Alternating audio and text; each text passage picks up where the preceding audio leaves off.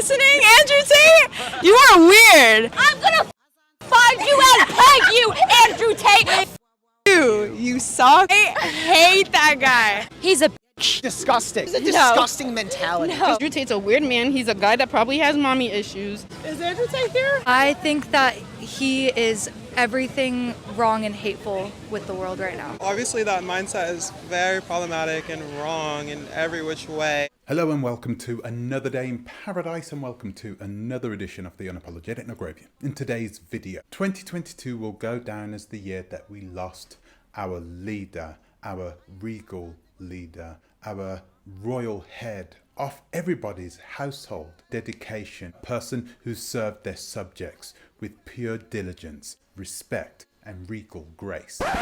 Yeah, not her. We are talking about Kevin Samuels, of course, the self-proclaimed king of the manosphere who passed away earlier on this year. When he did pass away, I had an email from one of my subscribers asking me to make a video about him. So I said, of course, everybody else is making videos about him. Why not? So I set about making a video, and the video was entitled, Why Kevin Samuels is Irreplaceable. So in the video, I compared Kevin Samuels to a few of the other channels in the manosphere, and I basically gave my opinion on why on seemingly every metric this man seemed to rise to the top when everybody else were essentially followers. Now I made the video, I filmed it, I wrote it, but didn't get around to finishing it, and in the end I sort of mothballed it. Now in hindsight, I was kind of happy that I mothballed it, because in reality, it seems that after 8 months after his passing, that someone has not only risen to the occasion, but surpassed Kevin Samuels' heights. Yes, that's right. Kevin Samuels was surpassed by somebody that nobody saw coming. A lanky, loudmouth ex-kickboxer by the name of Andrew Tate. And nobody saw it coming. Why? Well, because Andrew Tate is cut from a different cloth. They are not exactly the same, but in many instances, they are the same. Today's video, we're going to take a look at Kevin Samuels, we're going to take a look at Andrew Tate, we're going to see where they differ, we're going to see where they are the same, and we're going to try and answer these questions. What did Andrew Tate do in order to propel himself from seemingly nowhere right to the top of the manosphere? How did he manage to beat already established manosphere channels? And what's in store for the future for Andrew Tate? Well, we're going to try and answer these questions today. First, like always, I'm going to ask you to please like, subscribe, share, click the bell notification, and please consider supporting the channel on our Patreon, link in the description. Ladies and gentlemen, I've also made a reaction video to some of Kevin Samuels' most savage moments.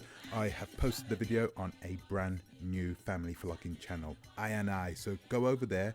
The link is in the description. Check it out and check out the other videos on there. And please don't forget to subscribe to that channel too. Thank you very much in advance. So we know the name, but who exactly is Andrew Tate? My plan is to lie and cheat my way through this competition. 21-year-old Anglo-American Andrew Tate is a straight-talking entrepreneur with his own advertising company in Luton. I'm very mentally strong. If I want to achieve something, I will achieve it, because I've never been in a situation in my life so far in my 21 years where I really wanted something and didn't get it. Andrew Tate is a 35-year-old man born in Washington, D.C. to an African-American father and an American-European mother. Andrew Tate spent his childhood along with his siblings, his brother Tristan Tate and his sister Janine Tate. Andrew soon moved to the UK in his early 20s and enjoyed an illustrious career in kickboxing. It was shortly after kickboxing that him and his brother went into business with each other, doing all sorts of nefarious activities like webcams and multi-level marketing. Andrew Tate and his brother made millions of dollars doing this, and this gave him the ability to propel himself, get himself a publicist, which eventually enabled him to go onto the show Big Brother. Now, because of Andrew's misogynistic / racist comments, it didn't take long for him to be kicked off Big Brother, but by then it was already too late. This isn't 20 years ago where if you get kicked off one of these shows, you end up in relative obscurity. This is the day of the internet, and even if you don't have the mainstream media behind you, you can still make your name. And Andrew Tate knew this. He soon became a celebrity on the internet, forged his way within the manosphere, backing up his somewhat misogynistic comments that he had made about women on national television. Cancel culture was truly well in effect. He was vilified by the media, both new media and traditional media. They wanted him gone, which probably had the opposite effect. It was weird. The reaction wasn't the reaction that they thought was going to come. In fact, men began to embrace him more and more. Welcome to Hustlers University. The first time in your adult life, you're in the right place at the right time. We have 18 professors who are going to teach you every single modern wealth creation method that I have used to become a multimillionaire. Andrew Tate capitalized on his newfound form of presence on the internet by opening up a university called Hustlers University, which is essentially a website where people pay a monthly subscription to listen to ways of being able to make money online. Now, this was a somewhat dubious way for Andrew to make money because of the way it was structured. It was almost structured like a pyramid scheme, but it wasn't. Once again, we're going to get back to that later. So here we are today, and everybody knows Andrew Tate. His name is on the tip of the tongue of most people on the internet, and there have been thousands of videos on YouTube that have been made about him. But seldom have I seen a video actually comparing him to the king of the manosphere, Kevin Samuels. Now, like I said at the beginning, there are many reasons why this hasn't happened. It's more than likely because these two, well, they're not exactly two peas in a pod. They are completely different people. So how is Andrew and Kevin similar? Well, they're both brought up in pretty humble conditions. Kevin Samuels been brought up in poverty himself, and this is one of the reasons why a lot of men love him, because he was not born with a silver spoon in his mouth. This man had come from relative poverty and had risen through hard work and diligence. The same could possibly be said for Andrew Tate and his siblings. They didn't come from a wealthy family. However, they had something that perhaps Kevin Samuels didn't, and that is intelligence. They had come from an intelligent family. Both of these guys are very good communicators. They are able to speak to people on their level, and whatever they say, it really hits home, which is something a lot of people try to learn, but these two seemingly are born with it. They both became wealthy through social media and both capitalized on their newfound fame on social media and opened up businesses which both flourished. So those are some of the things that make these two guys relatively the same. But what are the differences? Kevin Samuels was different to Andrew Tate, as Kevin Samuels was the person that tried to bring both men and women closer together. So he used his skill to shorten the gap between men and women. He could see that there was a misunderstanding between these two entities. And I'm not saying that he was a perfect man. I'm not saying that he did things in the right way. But let's just say that Kevin was more honest and had more integrity with what he was bringing over to the crowd, which meant he had a strong male and female following. Now, some people may say that has come to a detriment to Andrew Tate, but I don't think so. I think Andrew Tate was the person that really knuckled down and said, no, I am for the man. I am for the man who continues to get rejected by these women who are always on the hunt for something bigger and better. Even when they get the man that they want, they always want more, more, more. Andrew was sick of it. He wanted to make sure that women could hear this, and so he alienated himself from women, got a lot of exposure to women, who then became his outright enemy. But it looks like he made the right decision, because things have certainly gone his way.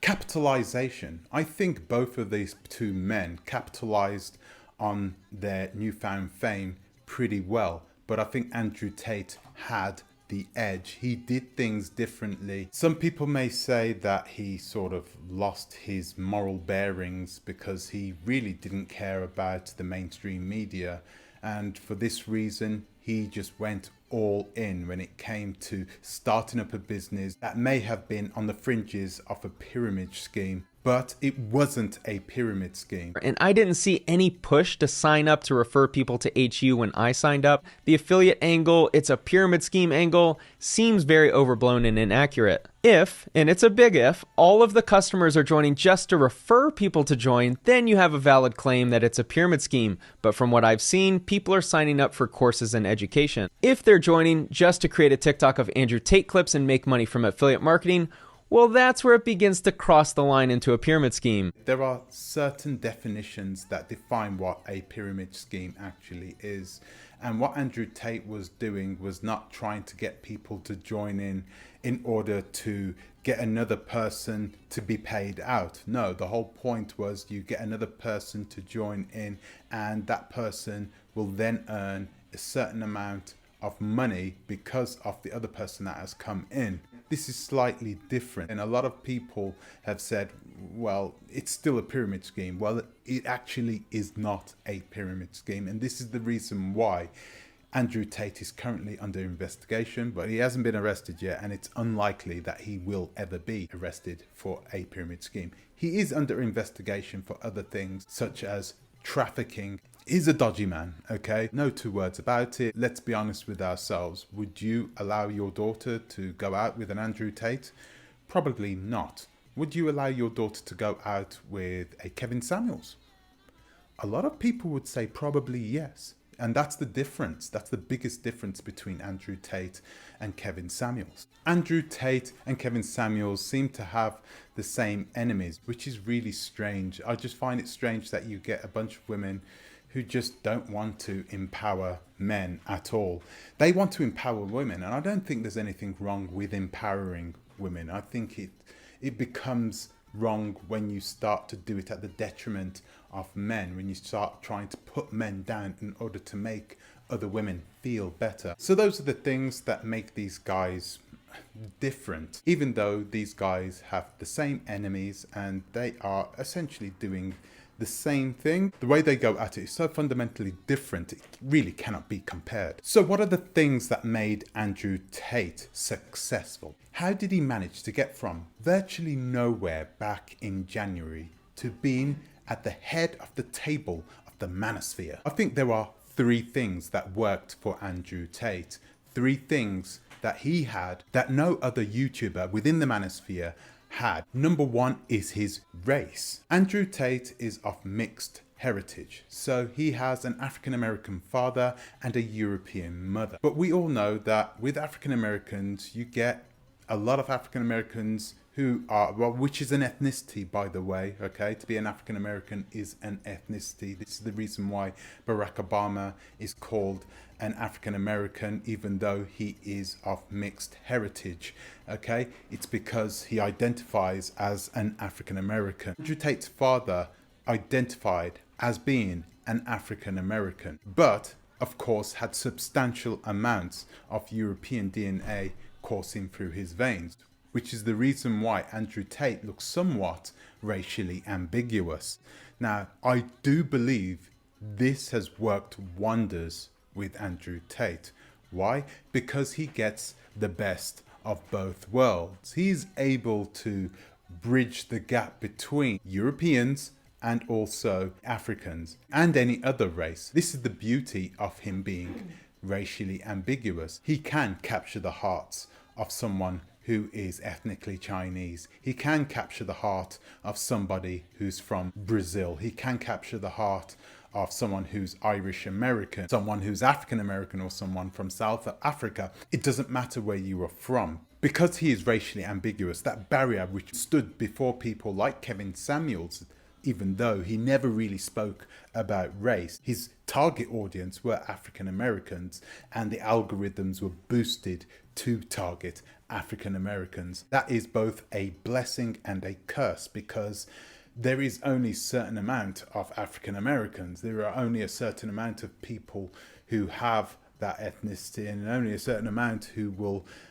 understand the nuances of that culture and ethnicity. So Kevin Samuels was somewhat restricted, whereas Andrew Tate is absolutely unrestricted. Number 2 is Andrew Tate is a strategist. Now, how do I know that he's a strategist? Well, his father was a grandmaster chess player, okay? And he taught Andrew Tate how to play chess from when he was a little child. So of course his father brought this strategic thinking and taught Andrew and his brother how to apply this strategic thinking in his life. And of course, it has worked abundantly. Now, a lot of people think, oh yeah, he kind of fell into where he is right now. But I don't think it was just a mistake. No, this wasn't just some accident. I don't think he was a victim of circumstance. I think Andrew Tate had planned this all along. Andrew Tate is a strategically thinking person. This is the reason why he rose to prominence after Kevin Samuels had passed away, because he saw this huge gap in the manosphere that had widened out. He could see that there was nobody there to fill it. No one. Think about everybody else who was in the manosphere. Think about O'Shea Duke Jackson or MTR. MTR, mediocre tutorials and reviews. He's a great YouTuber, but he is also limited. Why? Because he's not a person that begins rhetoric. He's a person that feeds off rhetoric. He's a feeder channel. He is a channel that is reactionary, same as O'Shea Duke Jackson. They react and make content based on that reaction. Whereas Kevin Samuels and Andrew Tate, these people are the creators, are drivers. They are the ones that create the source material, which makes them absolutely gold. And lastly, the last thing that sets Andrew Tate apart from all the other manosphere YouTubers and content creators is money. There's 175 of these in the world. People putting these in museums. He's smoking in the car. He's dropping ash all down the side. It's £260,000 limited edition Aston Martin. Is that it? Andrew Tate has made millions upon millions of dollars. In fact, back in July, it was estimated that Andrew Tate was accruing no fewer than $1.4 million per week from his Hustlers University alone. Owning this type of money enables him to get himself out there, push himself out there, employ a publicist. This is something that not a lot of people, not a lot of YouTubers can do. And it doesn't matter that these people hate him. He knows he has an army of followers, those people who are now putting his content out onto YouTube now that his YouTube channel has been banned. Those people who are putting his content onto Instagram or TikTok, all these platforms that have banned him. That would normally lead to the death of most people out there on social media. But for him, he has not only been able to counteract it, he's succeeded in continuing to grow in popularity with no YouTube channel. He's a one-off, 1 in a million. Those are the things that set Andrew Tate apart. Now Andrew Tate is living in Romania. He feels free. He has lots of money coming in. He doesn't feel under threat by the police because he knows he can pay the police, even though he says he can't. In fact, Andrew Tate went as far as to saying that's the main reason he moved to Romania. It's because access to corruption is much more easier than what it would be in the UK or in the United States of America, two countries that are equally as corrupt. So over to you. I want to ask you a question. Who would you go to for information? What person would you want to listen to? Andrew Tate or Kevin Samuels? Who do you think is the better of the two? Let me know in the comments section below. It'd be really good to hear your opinion on this. Listen, no matter whether you like him or whether you hate him, you cannot ignore the fact that this man has succeeded in a world where most people would have failed. He has not just overcome his adversaries, he has succeeded in smashing through the barriers which would have destroyed most other social media celebrities. I think in itself that is something we can all learn from. Until the next time, please think twice. Torah a bit.